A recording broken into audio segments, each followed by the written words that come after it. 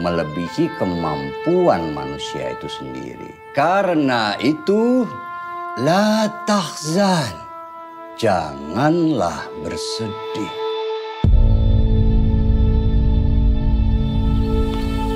Sopo yo, ayo temenan nih.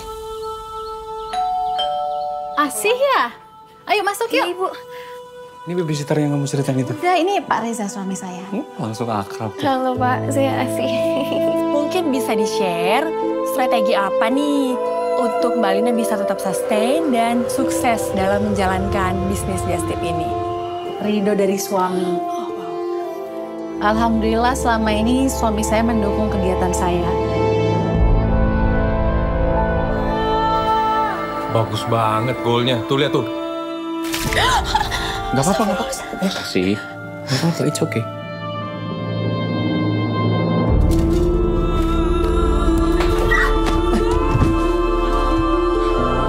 Dari mana kamu tadi? Hah? Awas ya. Kalau sampai kamu ada apa-apa sama bapak, saya bilangin ibu.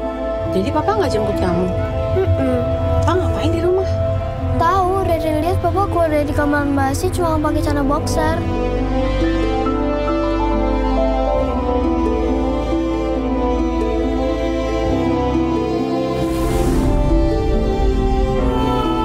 Mau bahagia gak sih Mas sama aku?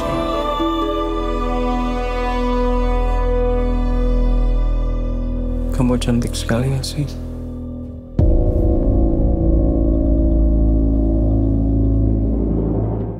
Ya udah banyak banget dinanti, bikin penasaran, bikin gregetan. Satu lagi karya MD Picture akhirnya bisa disaksikan di layar sinema per hari ini. La Tahzan, Cinta, Dosa dan Luka, penuh konflik dan mengobrak-ngabrik hati. Dan yang bikin porak-poranda jiwa ini sebagian sudah hadir di sini. Selamat pagi semua. Halo. Oke, ada Ariel Tatum, Mbak Asri, Welas dan juga Elman. Terima kasih sudah mau bergabung.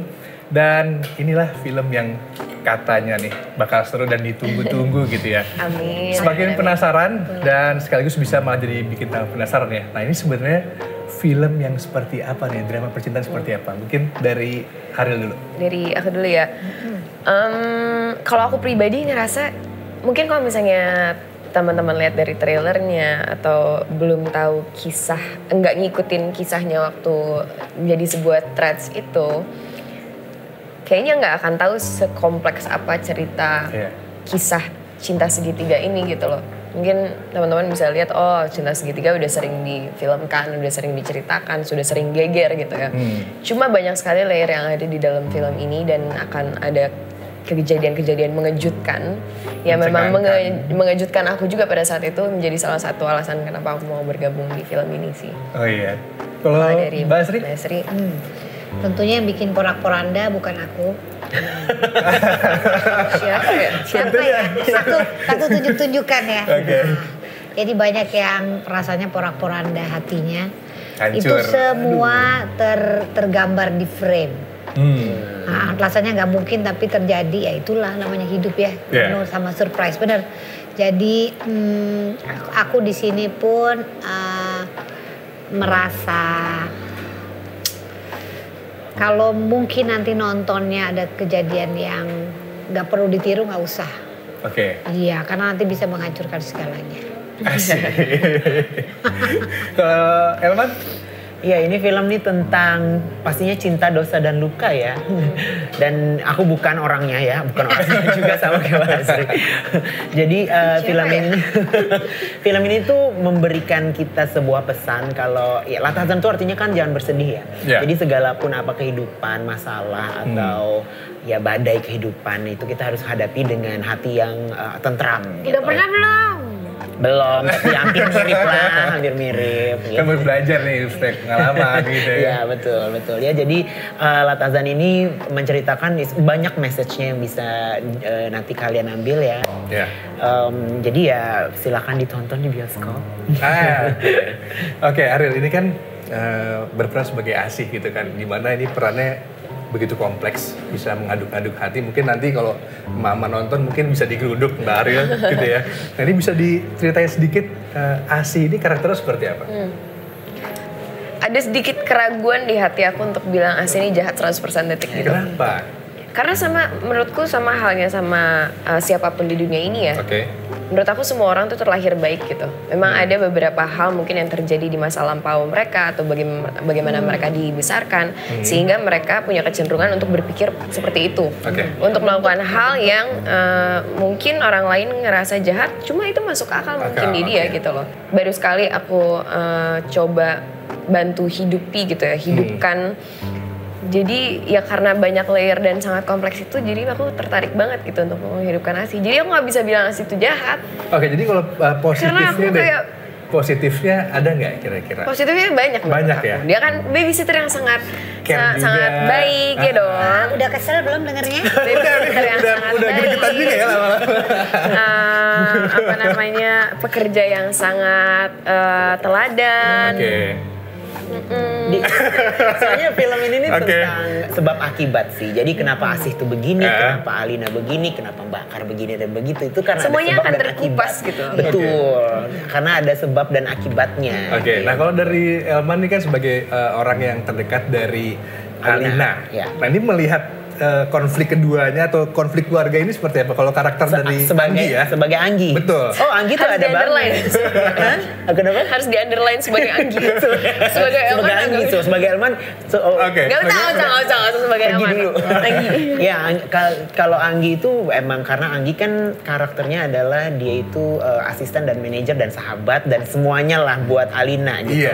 Jadi selalu ada ketika Alina buat kerja pun ada, buat kehidupan pribadinya juga ada gitu. Ketika ada huru-hara di keluarganya, Anggi pun juga sebenarnya ada andilnya juga. Gitu. Tempat curhat, iya. Pokoknya berjalan juga gitu nanti ya, nonton aja. Nah kalau sosok Mbak Kar nih yang awal mula mengetahui gitu ya datangnya Asih di rumah tangga ini gimana? Namanya aja Bakar ya kan, berarti emang panasan. Panas gitu ya. Jadi nanti kelihatan si Bakar ini memang panasan, orangnya nggak bisa lihat ini itu, sensitif juga, protektif betul. Jadi kalau dibilang orang pertama kali yang melihat ya karena si Bakar ini menguasai rumah gitu. Jadi si Alina dari kecil dia lahir aja yang ngurus Bakar. Jadi sampai dia menikah gini gitu. Jadi dia tahu betul si Alina seperti apa. Jadi rasanya dia orang yang pertama kali ketika Alina disakiti gitu. Bahkan selain ibunya gitu ya. Jadi mungkin yang paling depan untuk. Berarti paling sering lah tuh mendengar konflik, menyaksikan segala macamnya. Tuh. Apalagi Bakar nih seniornya Asih. Oh. Iya. Nyinyir nggak? Pokoknya Bakar banget. Nah ini kan kalau misalkan sebelum baca treatnya atau kisah nyatanya gitu ya. Nah ini kalau misalkan pas awal membaca skenario atau skripnya, apa yang pertama kali kalian pikirkan? Atau aduh ini bukan gua banget nih, atau aduh ini sadis juga ya. Gimana? Aku benar-benar geleng-geleng kepala, deg-degan sih. Dan gregetan gitu ya ngebacanya. Dan jujur deg-degan kayak nanti syutingnya gimana, sama deg-degan nanti setelah syuting orang-orang nonton akan kayak gimana gitu. Karena seperti yang tadi aku bilang, aku belum pernah ngambil peran yang bisa jadi sosok yang dibenci warga se-Indonesia gitu ya. Jadi challengingnya di situ sih, jadi aku deg-degan dan pada akhirnya aku memberanikan diri untuk keluar dari zona nyaman aku. Kalau Mbak Asri atau Elman? Aku tahu pertama kali ini adalah dari kisah nyata. Yang mungkin orang mengalami ini gitu. Jadi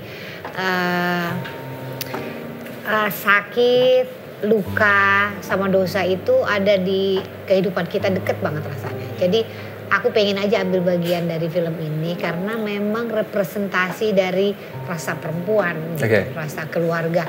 Kayaknya setiap keluarga nggak ada yang perfect banget deh, gitu. Jadi kita bisa lihat atau nonton dari sini, ampun, ternyata kalau luka atau cinta atau dosa yang kita lakukan tuh impactnya kayak gini. Jadi mudah-mudahan aku juga bisa belajar dari apa yang ada di sini. Mungkin yang nonton juga bisa belajar dari sini gitu. Jadi pengen aja aku ikut bagian dari kisah nyata yang sangat menyayat hati. Aduh, sedih ya? banget sih. Nah, kalau untuk ketertarikan dalam peran ini itu seperti apa? Misalkan kalian tiba-tiba langsung saya mau nih berperan sebagai Asi atau sebagai Bakar dan Anggi, itu seperti apa? Kenapa langsung mau nih? Oke lah, hajar gitu kan? Ya pastinya karena ya kami percaya Pak Manoj nggak mungkin memberikan sesuatu yang memang beliau juga nggak melihat potensi yang sangat baiknya, dan terutama kerjasama juga sama Mas Hanung dan semua deretan cast yang luar biasa, dan juga teman-teman kru juga yang memang beberapa sudah pernah kerja sama aku. Nama-nama luar biasa itulah sesuatu yang maksudnya it's such an honor to be offered this kind of project gitu, it's a massive project gitu. Cuma ya pertimbangan aku itu aja sih. Oh my God, apakah aku siap di jambak ibu-ibu Indonesia setelah kayak pertimbangan beberapa saat, dan aku dan tim merasa ini adalah langkah yang menarik untuk aku ambil gitulah, untuk lebih maju ke depan secara keaktoran. Jadi ya. Tapi takut gak sih ada cap-cap negatif mungkin dari para netizen? Kan biasanya memang habis nonton ini atau bisa terpengaruh sama kehidupan nyata misalnya. Terpengaruh dengan kehidupan nyata itu agak sulit ya, karena di mana-mana manusia itu kan gampang tergoyang ketika emosinya sudah tersentuh kan. Ya semoga tidak, semoga teman-teman bisa memisahkan Asih dan Ariel. Cuma ketika misalnya mereka nonton filmnya dan terbawa emosi, ya, menurut aku itu hal yang baik, karena berarti kan kami semua berhasil mendeliver adegan dan cerita ini serealistis mungkin. Nah, kalau misalkan untuk proses syuting gitu ya, apakah ada nggak adegan yang challenging gitu ya dari Asih juga, Anggi dan juga Bakar yang aduh kayaknya nih mungkin retake atau perlu pendalaman lagi gitu? Kalian ada retake gak sih? Kita ada. Oh iya, kita ada ya? Sorry. Apa boleh di... Aku yang paling ini adalah aku adegan, pokoknya aku perlu adegan fisik. Jadi aku latihan untuk sama fighter. Nah, mau ngapain tuh? Berantem apa? Coba bergulat apa gimana, Mbak? Nanti lihat. Kalian bisa nonton. Kalau penasaran ya nonton. Aku bareng sama fighter itu untuk latihan gitu. Untuk melakukan adegan itu dengan ada deh. Makanya jadi lihat, karena nggak ada di thriller. Oke. Itu dah. Kalau kamu. Kalau aku yang aku sama Ariel, karakternya, dan waktu itu kita sempet kayak diskusi ini gimana ya kita mau buatnya gitu. Aku kayak nggak ada adegan fisik juga yang sebuah kekerasan, tapi aku nggak mau kasih tahu apa. Banyak adegan. Oh iya, kekerasan secara verbal dan juga kekerasan secara fisik gitu. Nah udah kayak gitu. Kan ke Asih terus dong, karena kan aku temennya pronya Alina gitu ya. Jadi kayak aduh dengan kata-katanya, dengan fisiknya kayak aku selalu kayak maaf ya bun. Pas udah selesai maaf ya bun gitu. Kadang-kadang juga kebawa peran banget gitu, jadi kayak beneran ngelakuinnya gitu. Maaf ya saya. Baper beneran ya. Kalau misalkan untuk bonding antar cast gitu kan, untuk bisa lebih mendalami karakter, kalian biasanya kita jarang bareng Ariel ya. Oh gitu. Kita pisah sama dia. Kita jarang. Tapi kalau aku ada beberapa sama kamu juga ada lumayan banyak lah sama aku. Iya, tapi di set. Aku lebih banyak sama kamu daripada sama Elma. Tapi di set kita tuh beda. Jadi dia punya ruang sendiri. Jadi kita nggak disatuin sama dia karena butuh pendalaman. Karena memang kita nggak bisa bonding sama dia. Gak boleh. Jadi kamu gak mau bonding sama aku sama dia? Maksudnya biar karakternya. Gak boleh ngebonding supaya bisa langsung menyerang gitu ya, istilahnya begitu ya. Jadi kita gak ngomong sama, jarang ya kita barengan sama dia. Kalau aku di set jarang, pasti kita bareng Alina. Alina iya. Kayaknya sebel beneran deh. Itu yang aku kan. Sayang. Tapi kan di situ kamu memang sendiri emang gitu. Emang musuh gitu kan. Sama, dan memang aku setiap, bukan perkara Asih doang sih guys. Memang aku tuh kalau misalnya syuting in general yang kemarin even beberapa romcom aku pun memang aku tipe orang introvert banget kan. Jadi kalau misalnya kerja memang butuh ruang untuk aku recharge. Cuma terutama buat film ini untuk peran Asi, aku ngerasa memang aku harus mengumpulin energi jauh lebih banyak lagi. Sebab yang dilakukan sama Asi sama apa yang terjadi di inner monolog beliau itu sangat berbeda gitu loh. Jadi ketika aku melakukan sebuah adegan, ada banyak layer yang harus aku isi dan itu membutuhkan energi aku lebih gitu. Kalau sebenarnya kalau di belakang kamera pun juga kayak halo-halo gitu, tapi cuman kayak kita butuh waktu kita masing-masing aja. Kayak aku misalkan mau ada adegan yang kayak secara fisik gitu ke Asi gitu ya, aku juga butuh ya bentar ya. Iya, aku ngerasa kayak bener-bener di film ini semuanya sih, hampir semua cast bener-bener seprofesional itu gitu loh. Kita kayak bercanda ya pada porsinya dan pada momennya gitu loh. Sisanya kayak bener-bener kita semua fokus dengan karakter kita masing-masing karena memang ceritanya cukup berat gitu loh. Iya betul. Kita mau deliver yang terbaik lah gitu. Jadi semua peran yang ada di sini bukan tempelan. Karena ada kan kalau di film tuh ini cuma berapa scene terus nempel ini enggak. Jadi masing-masing punya karakter yang kalau didalemin punya kisah masing-masing yang sebenarnya ada di Jangan Bersedih ini. Jalani dengan kebaikan, drama tapi juga penuh makna dan makin dinanti pastinya. Tapi bolehlah nih kasih pesan-pesan sedikit buat warga 62 khususnya mama nih sebelum nonton film ini. Jangan berantem, jangan terbawa emosi misalkan gitu. La tahzan. Jangan bersedih.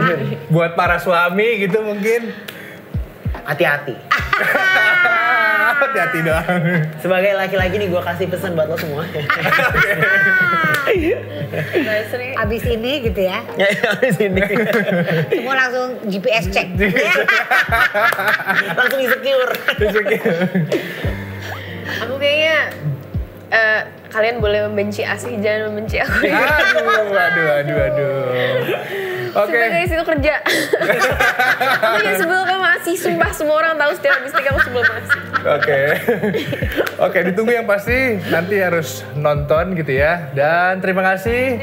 Ariel, Mbak Sriwala dan juga Elman dan sudah sharing-sharing bersama kita gitu ya.